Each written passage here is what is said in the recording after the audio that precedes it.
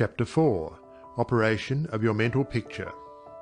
The operation of a large telephone system may be used as a simile. The main or head central subdivides itself into many branch centrals, every branch being in direct connection with its source, and each individual branch recognizing the source of its existence, reports all things to its central head. Therefore, when assistance of any nature is required, new supplies, difficult repairs to be done, or what not, the branch in need goes at once to its central head. It would not think of referring its difficulties, or its successes, to the main central of a telegraph system, although they belong to the same organization. These different branch centrals know that the only remedy for any difficulty must come from the central out of which they were projected. If we, as individual branches of the universal mind, would refer our difficulties in the same confident manner to the source from which we were projected, and use the remedies that it has provided, we would realize what Jesus meant when he said, "Ask, and ye shall receive." Our every requirement would be met. Surely the Father must supply the child. The trunk of the tree cannot fail to provide for its branches. Everything animate or inanimate is called into existence or outstandingness by a power which itself does not stand out. The power that creates the mental picture, the originating spirit substance of your pictured desire, does not stand out. It projects the substance of itself, that is, a solidified counterpart of itself, while it remains invisible to the physical eye. Only those will ever appreciate the value of visualizing who are able to realize Paul's meaning when he said, "The worlds were formed by the word of God. Things which are seen are not made of things which do appear." There is nothing unusual or mysterious in the idea of your pictured desire coming into material evidence. It is the working of a universal natural law. The world was projected by the self-contemplation of the universal mind, and this same action is taking place in its individualized branch, which is the mind of man. Everything in the whole world has its beginning in mind, and comes into existence in exactly the same manner from the hat on your head to the boots on your feet. All are projected thoughts, solidified. Your personal advance in evolution depends upon your right use of the power of visualizing, and your use of it depends on whether you recognize that you, yourself, are a particular center through and in which the originating spirit is finding ever new expression for potentialities already existing within itself. This is evolution, this continual unfolding of existing, though outwardly invisible things. Your mental picture is the force of attraction that evolves and combines the originating substance into specific shape. Your picture is the combining and evolving powerhouse, so to speak, through which the originating creative spirit expressed itself. Its creative action is limitless, without beginning and without end, and always progressive and orderly.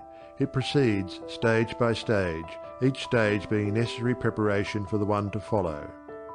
Now let us see if we can get an idea of the different stages by which the things in the world have come to be.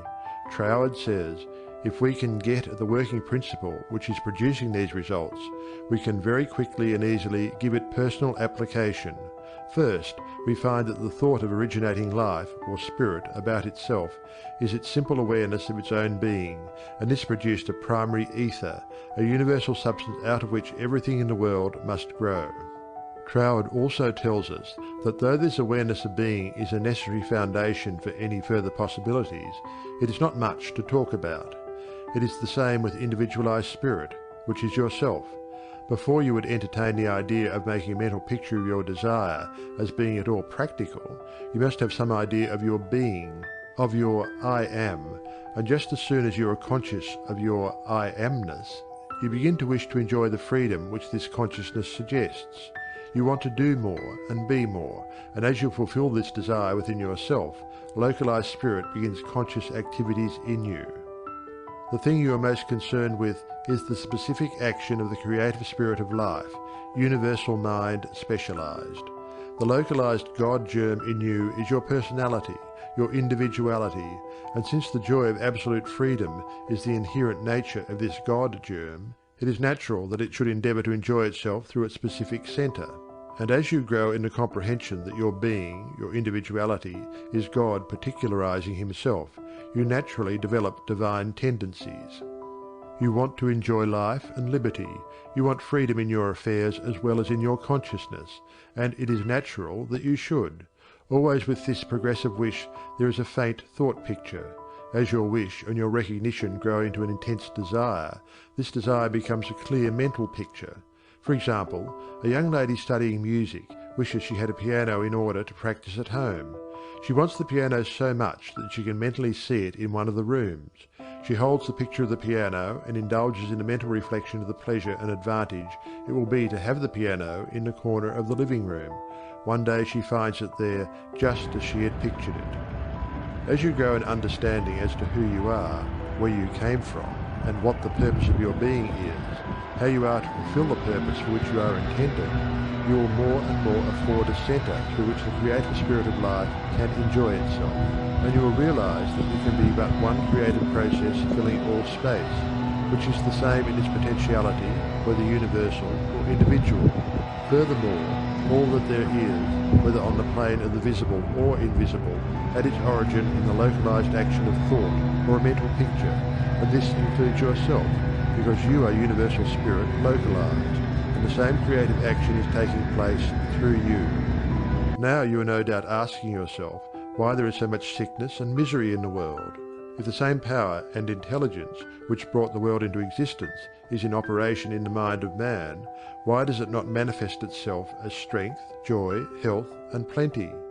If one can have one's desires fulfilled by simply making a mental picture of that desire, holding on to it with the will, and doing without anxiety on the outward plane whatever seems necessary to bring the desire into fulfillment, then there seems no reason for the existence of sickness and poverty. Surely no one desires either. The first reason is that few persons will take the trouble to inquire into the working principle of the laws of life. If they did, they would soon convince themselves that there is no necessity for the sickness and poverty that we see about us. They would realize that visualizing is a principle and not a fallacy.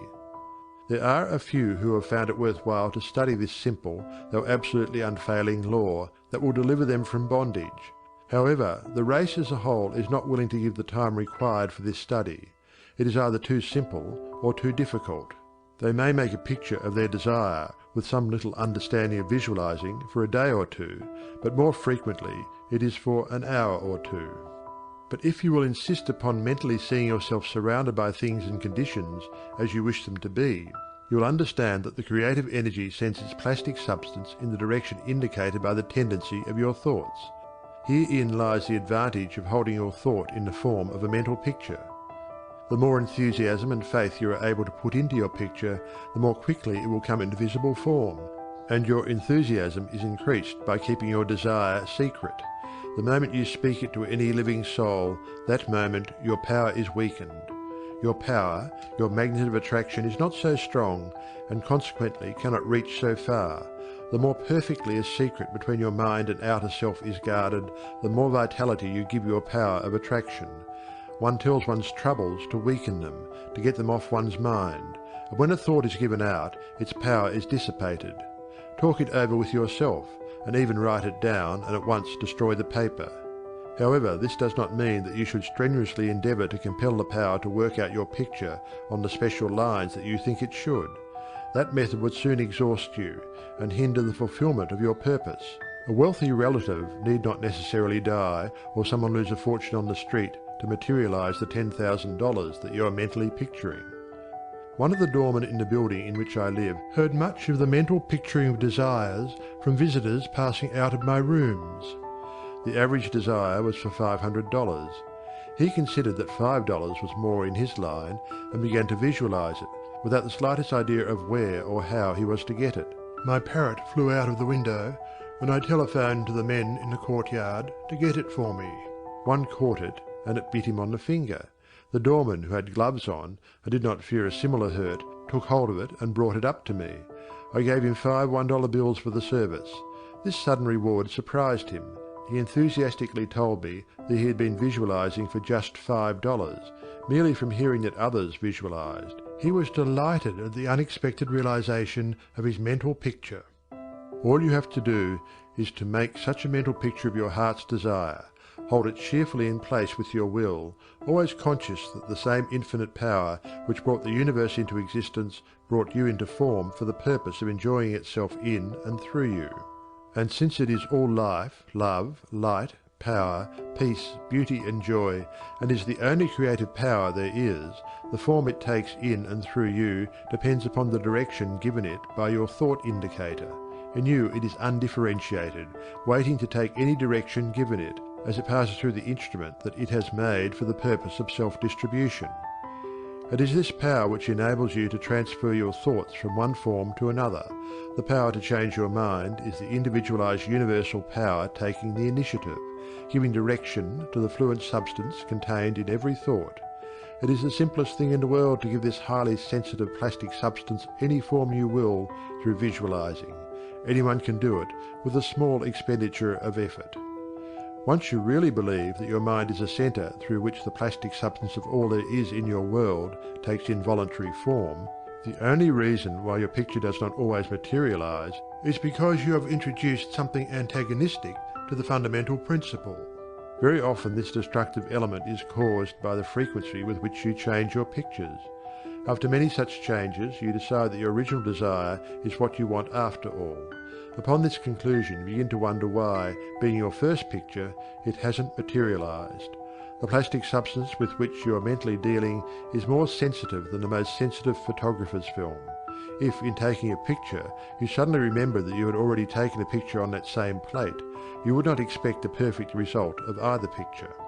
On the other hand, you may have taken two pictures on the same plate unconsciously. When the plate has been developed and the picture comes into physical view, you do not condemn the principle of photography, nor are you puzzled to understand why your picture has turned out so unsatisfactorily. You do not feel that it is impossible for you to obtain a good, clear picture of the subject in question. You know that you can do so by simply starting at the beginning, putting in a new plate, and determining to be more careful while taking your picture next time. These lines followed out, you are sure of a satisfactory result. If you will proceed in the same manner with your mental picture, doing your part in a correspondingly confident frame of mind, the result will be just as perfect. The laws of visualizing are as infallible as the laws governing photography. In fact, photography is the outcome of visualizing. Again, your results in visualizing and your desires may be imperfect or delayed through the misuse of this power, owing to the thought that the fulfillment of your desire is contingent upon certain persons or conditions. The originating principle is not in any way dependent upon any person, place, or thing. It has no past and knows no future. The law is that the originating creative principle of life is the universal here and everlasting now. It creates its own vehicles through which to operate. Therefore, past experience has no bearing upon your present picture. So do not try to obtain your desire through a channel that may not be natural for it, even though it may seem reasonable to you.